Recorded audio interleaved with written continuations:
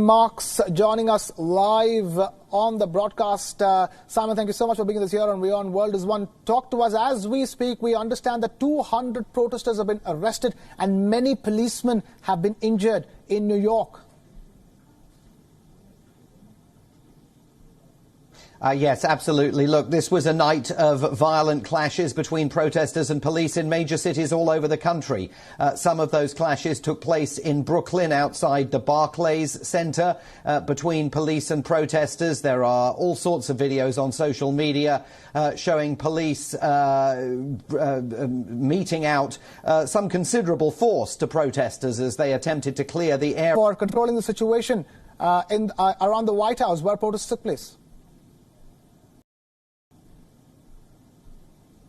Well, I think he's actually done even more than that, because in one of his tweets today, he appears to be encouraging his supporters to descend on the White House tonight and confront demonstrators who will be back outside the White House. I mean, I think it's important to just address what happened at the White House yesterday.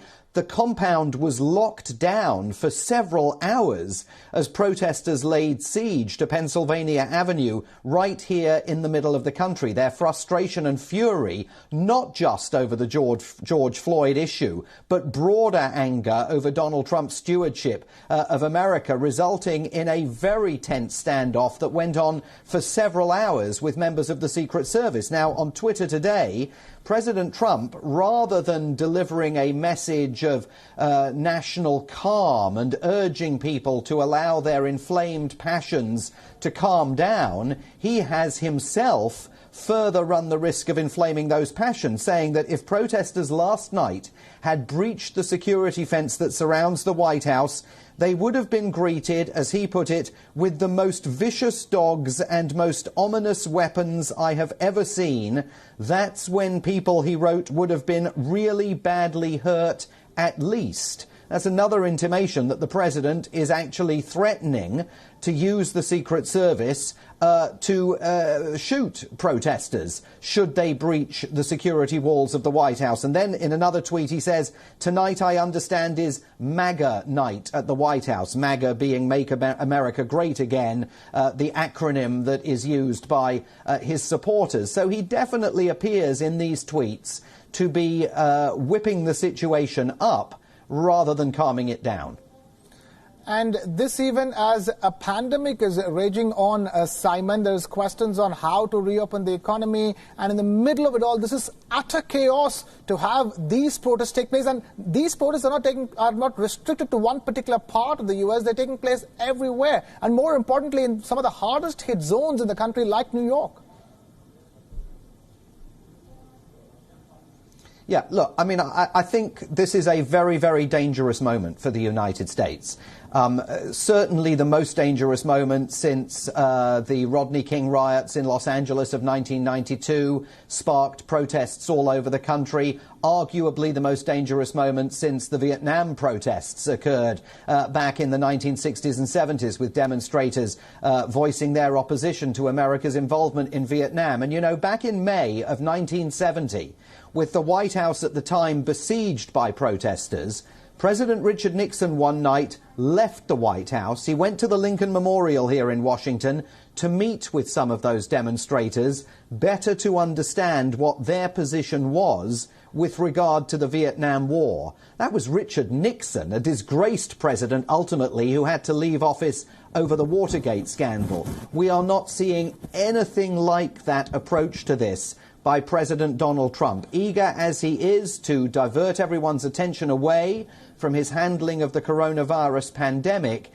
He now presides over a country that really at the moment is a tinderbox, and in the state of Minnesota, a flashpoint where state authorities totally lost control of the city of Minneapolis last night. And we've seen Trump repeatedly attack the mayor of Minneapolis, Jacob Frey, and he's reiterating that same point which he's been making about Democrat-controlled states just not doing enough, just not being good enough. Well, there's a theme here. You're absolutely right. On Twitter, the president attacked the mayor of Minneapolis, accusing him of being a Liberal Democrat. How come all of these places that defend so poorly are run by Liberal Democrats, wrote the president. Get tough and fight. That's an echo with regards to the rioting in Minneapolis of what he's been saying about COVID-19. He's argued that COVID-19 has particularly impacted states that are run by and popular with Democrats, places like New York, like California, like Illinois, like Michigan. And he's gone to political battle with several of the Democrats who run those states. So again, another example of the president choosing to sow division politically in the United States at exactly the moment when what the United States needs from its president is a message of national unity and healing. And one has to ask whether Donald Trump is incapable of delivering that kind of message because he genuinely doesn't believe in it, or whether he's simply unwilling to do that because as he enters a re-election battle that is going to be very tough for him between now and November against former Vice President Joe Biden, he wants to shore up his grassroots support, and he firmly believes that the way to do that is to get tough and battle the Democrats down in the streets where it counts on every particular issue, whether it's COVID-19, George Floyd, the protests that has engendered. Every time the president has the choice, he's at the fork in the road between sowing a message of unity or seeking to exploit political divisions, he always avoids the unity fork and takes the other turn. Simon Marks joining us with that ground report live from Washington, D.C. in the U.S. Thank you, Simon, for being with us here on the broadcast on WION World is One.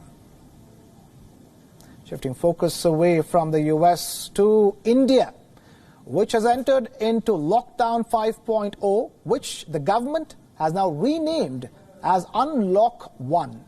As the name suggests, this is India's first major push towards opening the country from the 2-month-long COVID-19 lockdown.